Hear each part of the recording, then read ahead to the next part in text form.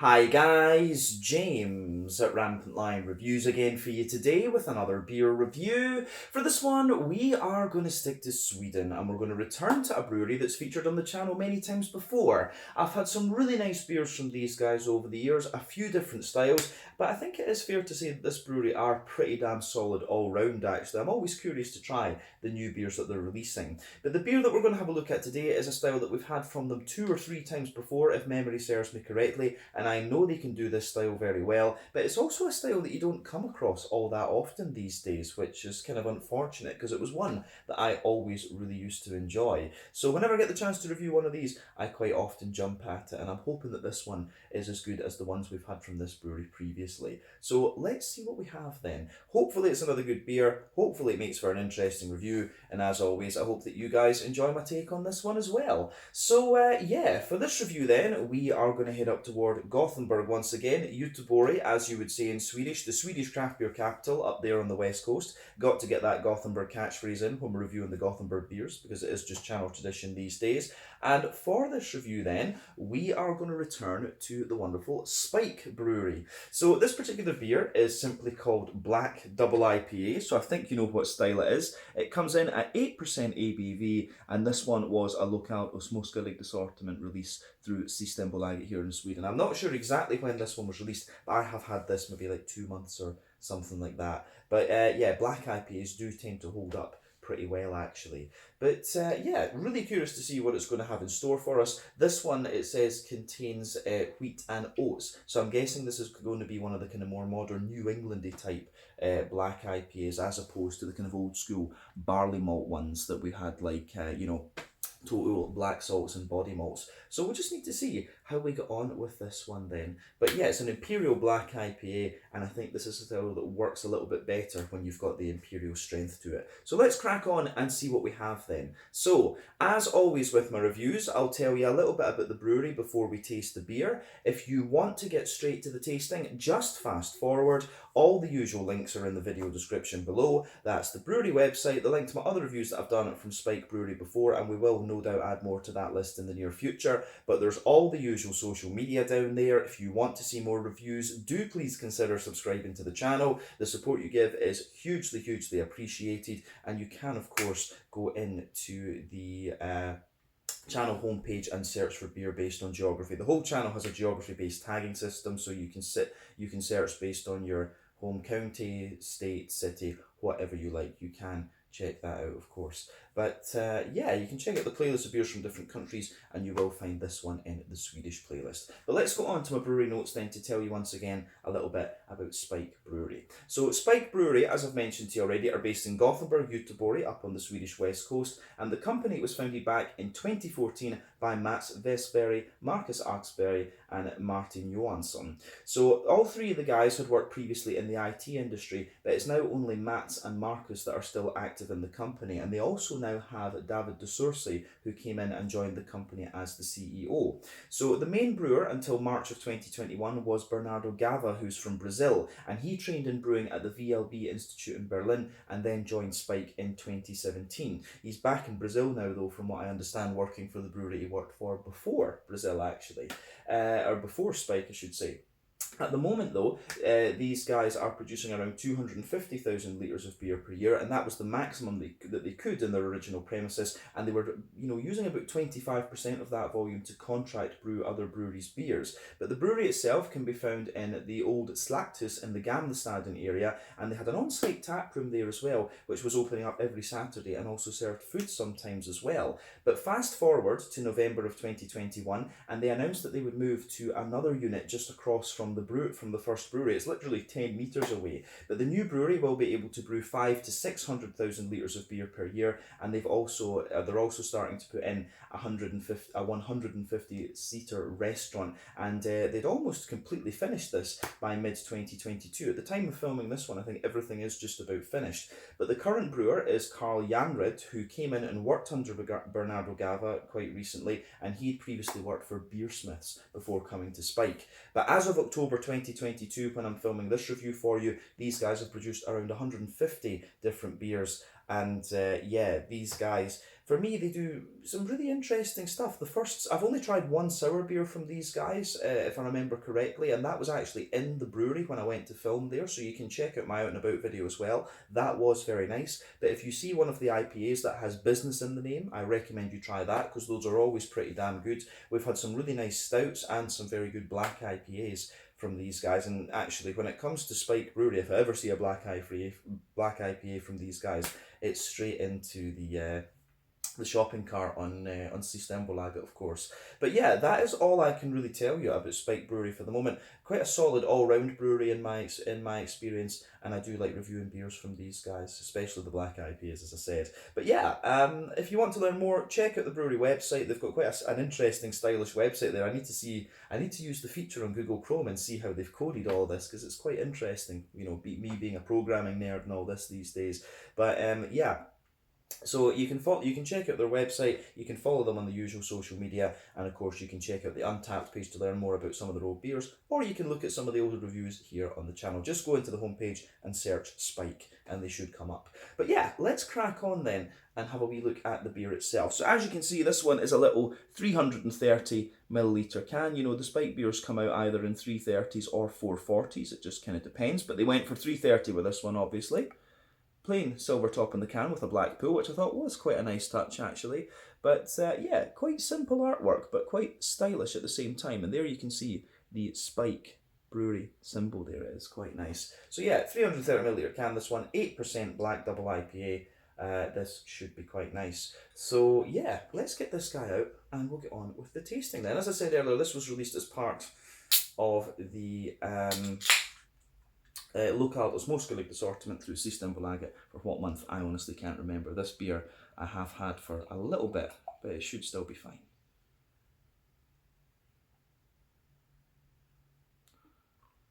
It has been in the fridge all the time anyway, so there we go. But yeah, as I said earlier, this one has oats and wheat in the malt base. It will probably be a bit more kind of like one of these New Englandy black IPAs rather than the old school barley malt ones that we used to have. One of my favourite beers ever still was the black salts and body malts from Toul over in Denmark, of course. That was a beautiful, beautiful beer. But yeah, this one does look very, very nice. So before the head disappears, I think we can say that this beer's poured with a half finger of a very light kind of beige, foamy coloured head there. So I'd just like to have a wee look at the artwork on this before we open it up. So yeah, nice little bit of kind of big bubbles toward the bottom there, but yeah, nice kind of foamy quality to them too. Looks very nice. But yeah, light kind of beige colour, I think. Maybe a fawn colour is another way to describe that one. But in terms of the colour of this beer, it's pretty interesting, this one actually. This one does have a little bit of clarity to it, which I wasn't kind of expecting when it contained the oats and the wheat, because usually they're the things that give you the kind of haze in IPAs, of course. But yeah, this one, if you shine the light through it, it does have a lovely little bit of that kind of Coca-Cola, Pepsi Max type colour to it. You know, it's got that lovely kind of dark ebony, stained mahogany, chestnutty type colour. But yeah, one or two big bubbles sticking toward the side of the glass with this one. A few little ones going up toward the bottom of the head there, which as you can see, has faded away to be a nice thin foamy layer. But yeah, colour-wise, yeah, dark chestnut, kind of stained mahogany. I think that's a fair way to describe the appearance of this beer. It does look very, very nice. Yeah, remember the colour of your beer, of course, depends on the type of malts that you use, length of your wort boil, and so on. That also, you know, the longer you boil the wort, the more the sugars caramelise, and thus you get a darker colour of beer. I was waiting for that to happen. But yeah, any barley aging that you do or any adjuncts you put in can affect the colour of the beer too. But I'm just surprised, you know, I keep looking at this. Are my eyes deceiving me? This beer is actually pretty clear, which, yeah, wasn't expecting when I saw that there was oats and wheat in it. But it looks the part of a black IPA, nothing madly surprising about that. Let's take a wee look at the aroma and see what this one is going to give us. Oh yeah, this does smell very nice. One thing I should have mentioned actually, I forgot to mention that this beer actually does have quite an interesting hop bill in it. This one has Simcoe, which we know is very good in black IPAs. It's also got Mosaic and Eldorado. Never had Eldorado in a black IPA. I'm pretty sure I have had Mosaic, but we know these hops all quite well. Simcoe is about 12% alpha acid. Normally it gives you a big kind of juicy, but but smooth passion fruity quality. In black IPAs, it can give you some beautiful red fruity notes as well. But Mosaic, of course, has that big orangey note, and it gives you this. The orangey notes get a little bit more zesty in black IPAs in my experience, but again, 14% alpha acid American. El Dorado normally gives you a big juicy mango and kind of pineapple-y quality, and that's about 12% alpha acid and American as well, if memory serves me correctly. But yeah, aroma wise, this beer is very, very nice. It's giving me everything that I would want from a black IPA. So let me just clear my throat a second. There we go. Hopefully that's better. But yeah, we can see with this beer, it's got a lovely bit of sweetness to it. You've got lovely kind of juicy oily fruits, a little bit of red fruit in there. The fruity side of this beer's got that lovely oily note, nice green component too as well, and just a mix of kind of roastiness and sweetness in the malt base. I think this is going to be very good actually. So yeah, backbone of this beer then, we'll break down the aroma for you a little bit. Absolutely, you get some of that nice roasty, toasty, well-fired bread crust in there. And I would say as well that it isn't too dry. There's a little bit of dryness in there which you want, but mainly it's a kind of nice roasty note in there. There's a good little bit of a kind of rye bready quality for me as well. It's got a little bit of that sweet, kind of almost German rye bready type note to it. There are one or two very slightly woody aromas in there as well. But yeah, roasty, toasty, well-fired bread crust. Some nice kind of, as I say, sweet German rye bread. A little bit of woodiness in there. And then on top of that kind of rye bread, you absolutely have there's a little bit more of a kind of wholemeal bready note to this one. Yeah, absolutely. And then on top of all that, you're getting some of the brown sugars in there. So for me, it does have a bit of a straight up oily sweet caramel, absolutely. You've also got a little bit of a kind of McVitie's digestive biscuity quality. But yeah, for me, the brown sugars are quite oily. Yeah, as I say, sweet caramel, a little bit of more oily caramel, and a little bit of McVitie's digestive biscuity character to this one as well. So yeah. Flavour wise, this one, or aroma wise, I say, I don't know why I do that. In these videos, I always mix up saying flavour and aroma. It just goes together very, very nicely, this beer, actually. Yeah. I could sit and smell this all day. I love that. So when you get a black IPA that's got the sweetness, the toastiness, and the bread in it, for me, it's just beautiful. And this one has that. But you do get, as I say, the sweetness and the toastiness, and this just go together very, very well. On the hoppy side of things then, definitely a little touch of earthiness on the green component. That'll be mainly due to the Mosaic, I would say. It's going to give you that little bit of earthiness. There's quite a bit of floral character to this one, and I find that it's actually quite oily in its fruit, in its green component once again. So good little bit of floral character there, a little bit of spiciness, and you've also got that nice grassy, kind of grassy, zesty quality to it as well, which I have to say I do enjoy. So yeah, green component in this one, yeah, good little bit of floral character, some nice grassy zestiness in there, and yeah, that goes together very, very well. And it kind of, the beer really does have a big aromatic quality to it, we have to say that. On the fruity side of things, it's really interesting because you get a little touch of like this juicy mangoey note in there, but it's kind of mixed in with this, the the dark malt. So for me, that's quite unusual. So you are getting a little bit of the almost, could we call it the residue of the Simcoe and the El Dorado? You're getting, yeah, a bit of that passion fruity mango sort of thing in there, but it's kind of wet and oily. But it really leans toward the Mosaic for me, this one, because you get a lot of orange and it's really quite zesty in some ways, but you're also getting some nice red fruity notes. And as I said before, we know that Simcoe can give you these kind of big red fruity notes in black IPAs. It's a beautiful hop to use in these. So yeah, we have absolutely a little bit of a kind of black curranty sort of note. Yeah, so a little bit of black currant, a little bit of definitely a little bit of black currant, a little bit of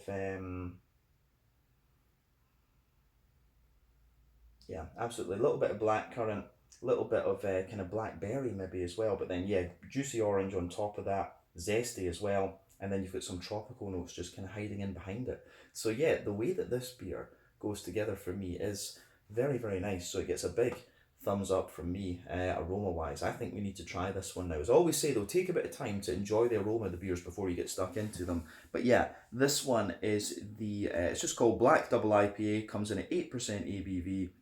This one is from Spike Brewery in Gothenburg. And as we say, Mosaic, Simcoe, and a bit of Eldorado. Slàinte, skål, cheers.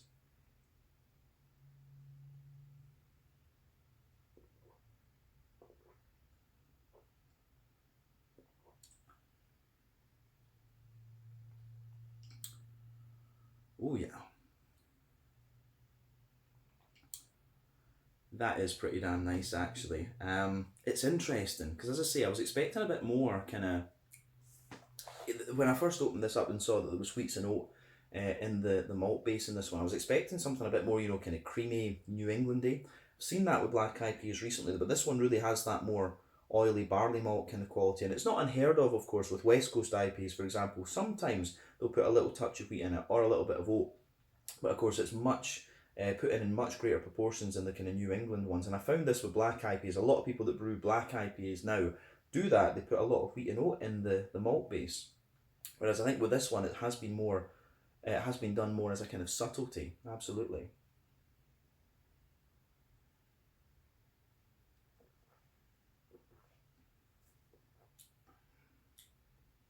So yeah, the way that goes together in this one, this is one of these beers where everything just kind of slots together really nicely. It's not such a punchy beer, this one. It is more just kind of nice and smooth, and all the flavours. It takes a black IPA for me. The flavours always take a little bit of time to come out, but this one's a really nicely balanced beer.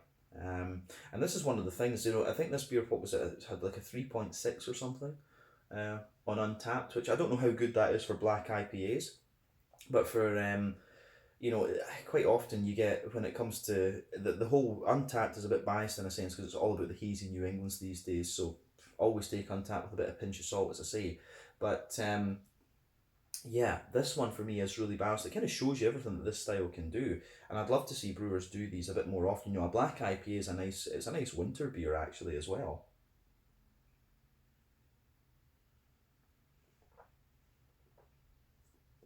So let's just break this down and describe it for you a wee bit more in depth. So in the middle third of your palate, then you get that nice roasty toasty, slightly well-fired bread crust in there. That forms the backbone of the beer. I wouldn't say it's very dry. It's that this beer actually has turned out in the flavour quite similarly to how I would have expected from the aroma. So nice little bit of roasty toasty bread crust in there. Further forward on the front third of your palate, you've got a little bit more of a you do have a little bit more of a kind of woody character to it as well. So yeah, roasty toasty bread crust, nice little bit of woody character. As I say, but that takes a little bit of time to come out. On top of that, you get the kind of nice rye bready notes, which is great.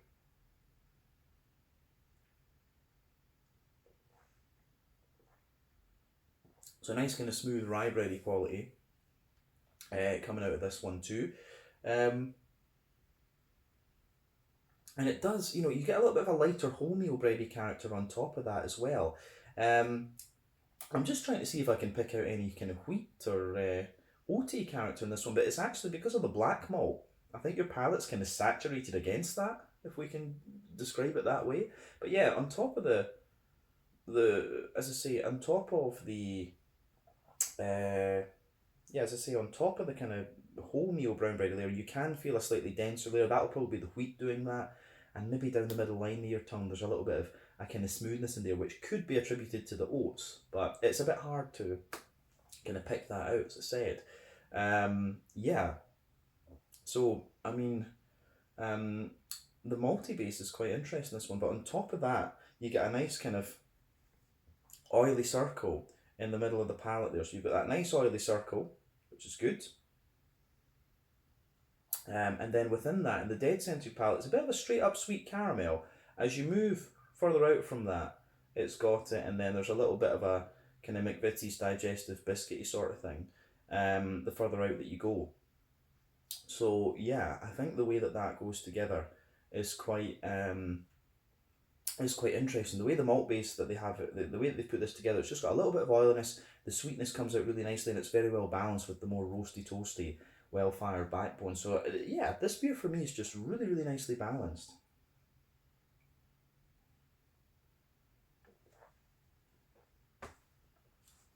So, in terms of the kind of back third of the palate, then, so the border region between front third and middle third of your palate, middle third and back third of your palate, you've got a nice little bit of a roasty, toasty, kind of bready crust in there again, but you get more of that kind of sweet rye bread that builds up in the middle. The base of the back third of the palate is definitely more roasty and toasty and a little bit drier. Again, on top of that, you've got a little bit of a more, to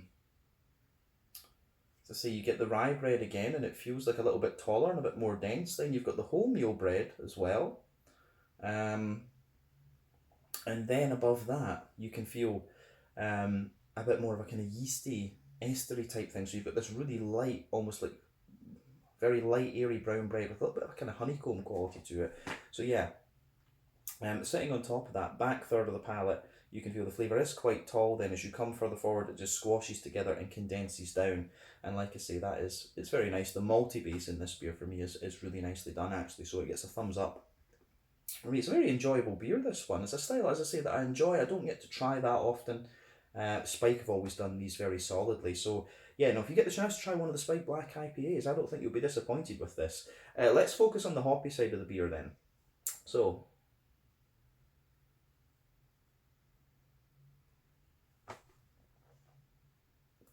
yeah, so back corners of the palate. There's a nice little bit of earthiness there, absolutely. And as you come further forward, it gives you a wee touch of a herbal quality, and as you push toward the kind of front corners of the palate, you've got a little bit of a more floral aromatic sort of thing. So yeah, there's a nice little bit of floral aromaticity in there. It's got a little bit of spiciness to it as well. Round the front curve of the palate, it's a little bit lighter and more grassy as well. You've got a wee bit of that oiliness in there. It does give you a wee touch of zestiness, in fairness too. But overall, I would say the green component of this beer is actually quite, it is actually quite just oily and wet in some ways, but it works. It does work, and it has that wee bit of zestiness on the grassy side of things too, which is great. But let's focus on the front third of the palate then, and the fruity side of the beer.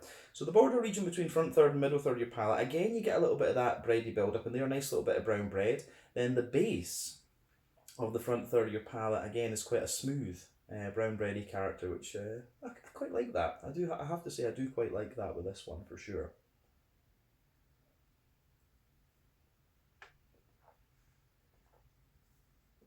So on top of that nice kind of smoother brown bready layer, you've got that nice oily bubble where the juicy fruity esters roll their way out of the beer.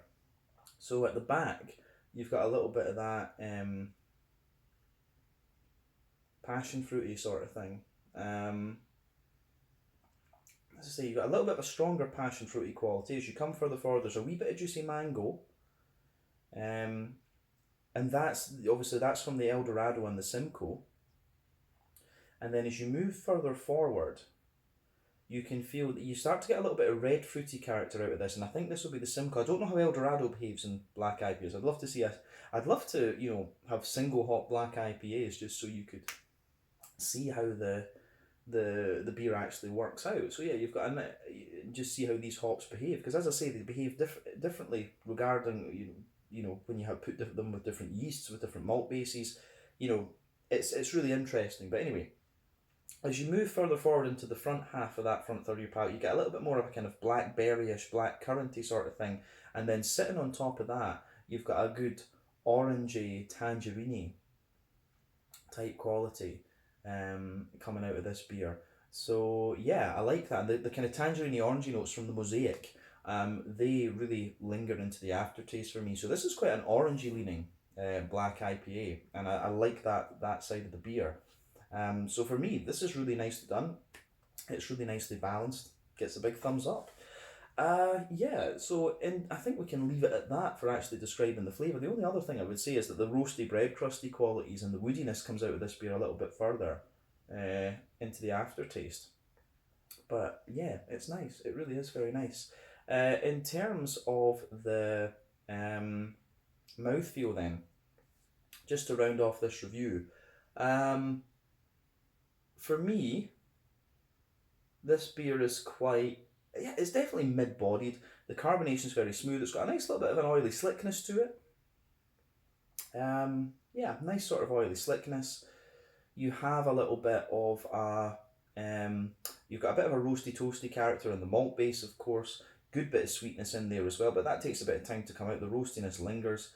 Hoppy bitterness, maybe, yeah, 20 30 IBUs, but you're probably getting a bit more than that because of the roasty bitterness as well. So it's maybe 40 or 50 IBUs actually, something along those lines. So yeah, 40 or 50 IBUs, and you've also got that nice kind of oily, fruity character as well, which I think is very, very good. So it gets a thumbs up from me in that regard. Yeah, I really like how this beer goes about its business. It's another really solid black IPA from Spike Brewery. I know these guys can do this style very well, and it satisfies me. Yeah, I like it. So yeah, if you enjoy the black IPA style, I think this is one you're going to enjoy. I'm a sucker for orangey leaning black IPAs. I really enjoy them, and this one certainly delivers on that. It's one of these beers that just kind of hits the spot for me.